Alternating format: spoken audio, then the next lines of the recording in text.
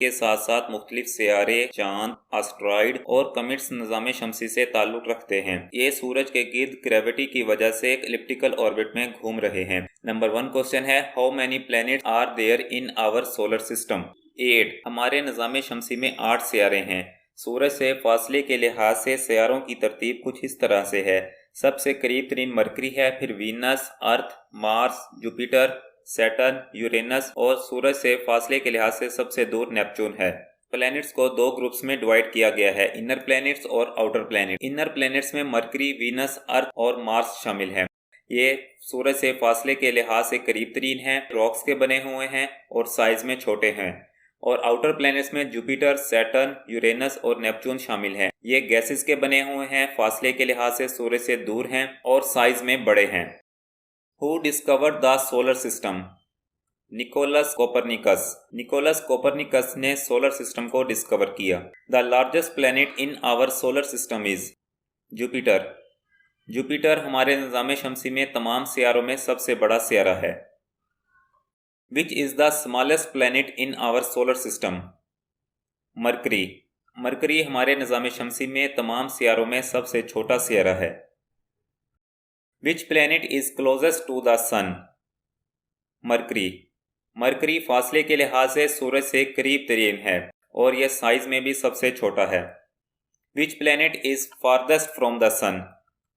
Neptune. Neptune फासले के एतबार से सूरज से सबसे दूर सियारा है।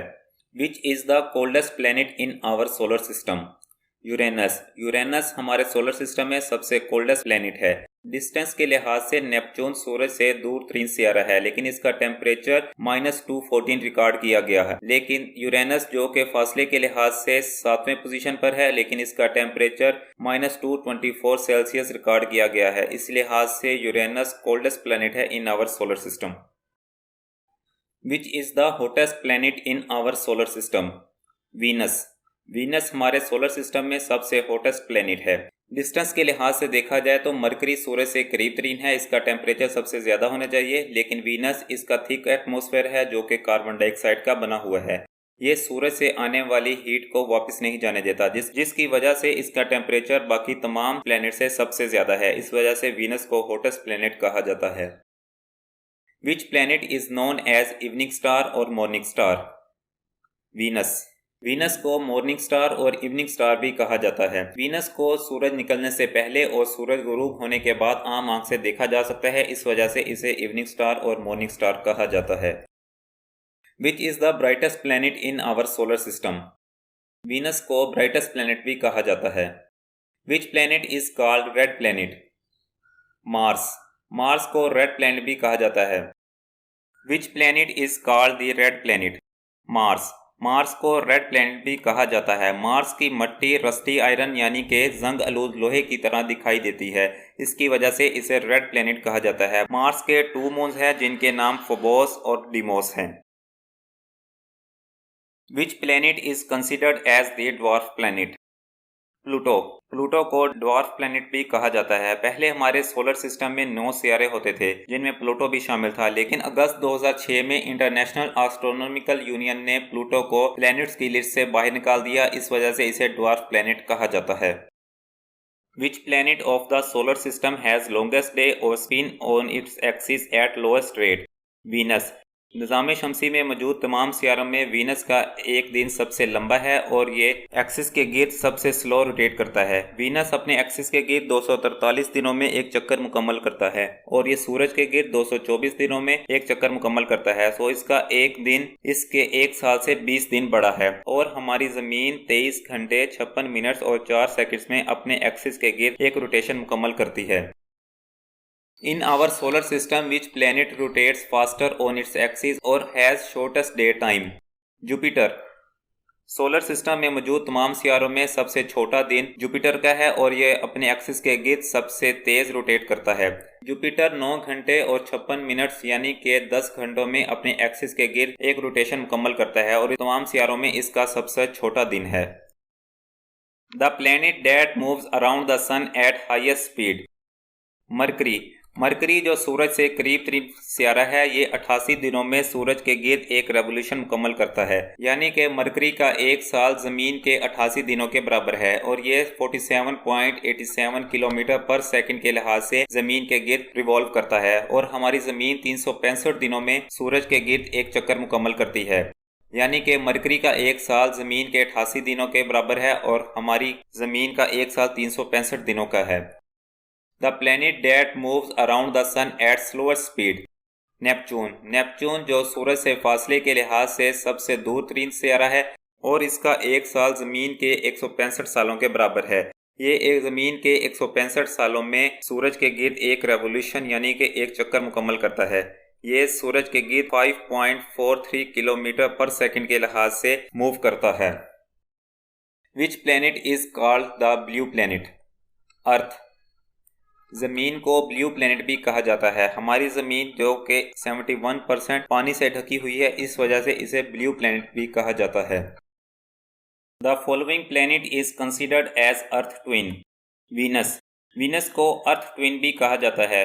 वीनस का साइज, मास और कंपोजिशन सेम होने की वजह से इसको अर्थ ट्विन भी कहा जाता है।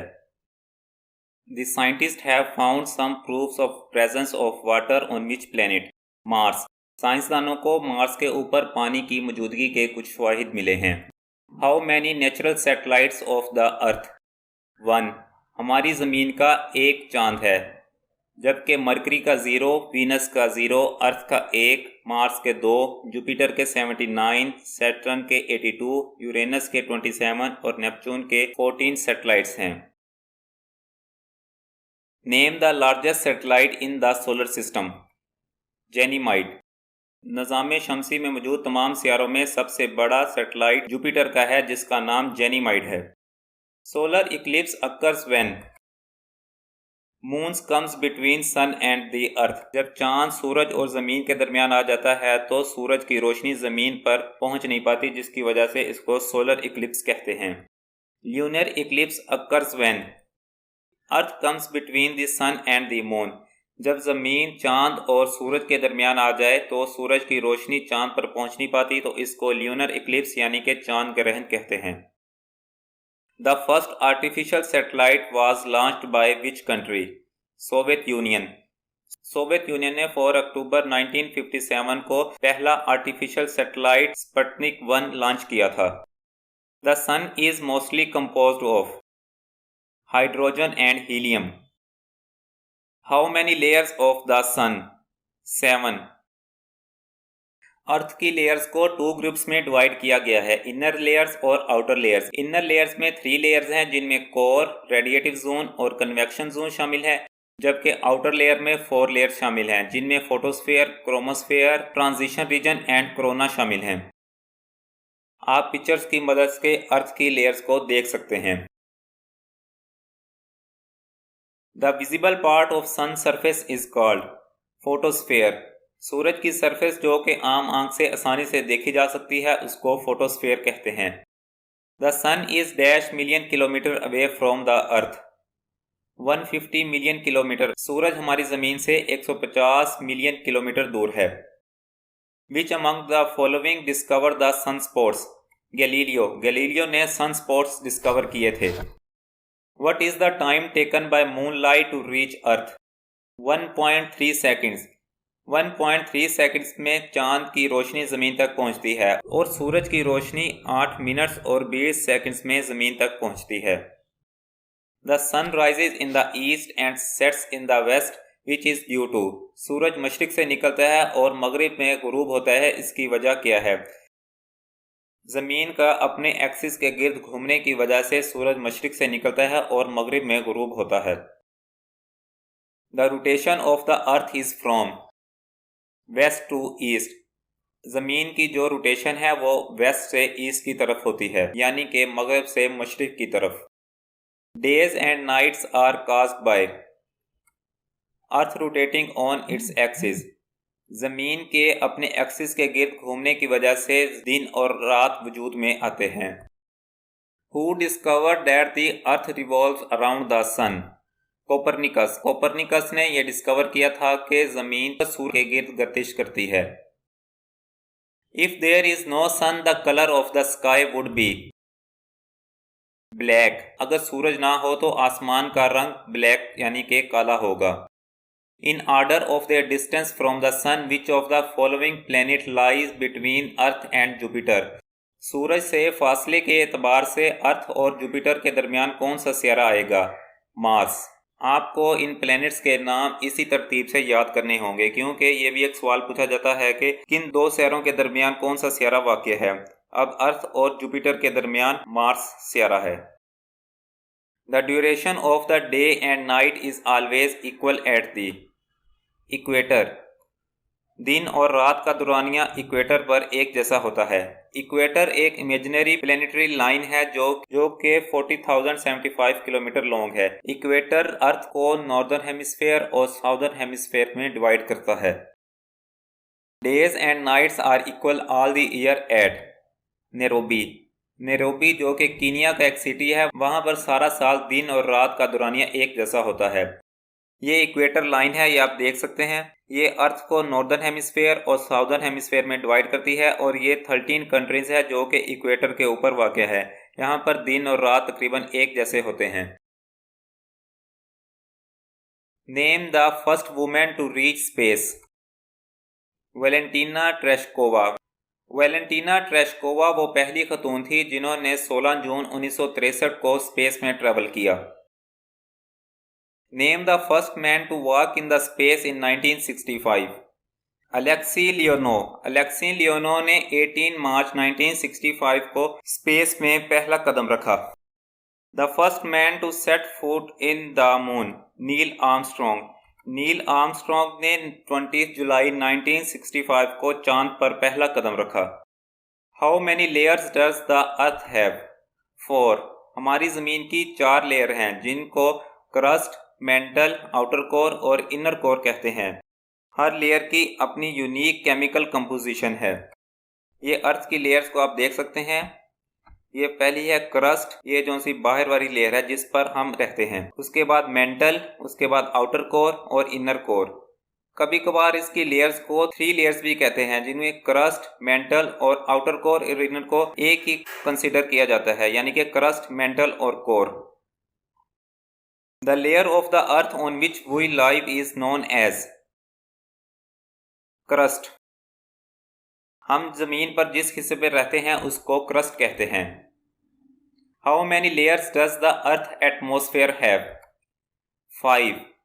हमारी जमीन के एटमॉस्फेयर के 5 लेयर्स हैं जिनमें ट्रोपोस्फेयर, स्ट्रेटोस्फेयर, मेसोस्फेयर, थर्मोस्फेयर और एक्सोस्फेयर शामिल हैं। ट्रोपोस्फेयर ये ज़मीन से 12 किलोमीटर के फासले पर है। इसमें क्लाउड्स वगैरह होते हैं, नमी भी होती है। और स्ट्रेटोस्फेयर जो ज़मीन से 12 किलोमीटर से 50 किलोमीटर के फासले पर है, यहाँ पर ओजोन लेयर होती है और एयरक्राफ्ट भी इसी लेयर में फ्लाई करते हैं। उसके बाद मेसोस्फेयर है, उसके बाद थर्मोस्फेयर और लास्ट वाली एक्सोस्फेयर है। The 99% of the earth atmosphere consist of nitrogen and oxygen. हमारी ज़मीन का 99% एटमॉस्फेयर नाइट्रोजन और ऑक्सीजन पर मुश्तमिल है। अर्थ एटमॉस्फेयर में वॉल्यूम के लिहाज से 78% नाइट्रोजन और 21% ऑक्सीजन है। Ozone layer lies with in the stratosphere. Ozone layer stratosphere में पाई जाती है। The most abundant element in the earth crust is oxygen. हमारी ज़मीन का वो हिस्सा जिस पर हम रहते हैं उसको क्रस्ट कहते हैं। यहाँ पर सबसे ज़्यादा पाया जाने वाला एलिमेंट ऑक्सीजन है जो कि 46% है। सेकंड नंबर पर सिलिकॉन 28%, थर्ड पे एल्यूमिनियम 8.3% और नंबर 4 पे आयरन है जो कि 5.6% है। The most abundant element in the earth atmosphere. Earth atmosphere में सबसे ज़्यादा पाया जाने वाला एलिमेंट नाइट्रोजन है जिसकी मिकदार 78% है। ऑक्सीजन 21%, आर्गोन 0.93% और कार्बन डाइऑक्साइड 0.04% है। The most abundant element in the universe is.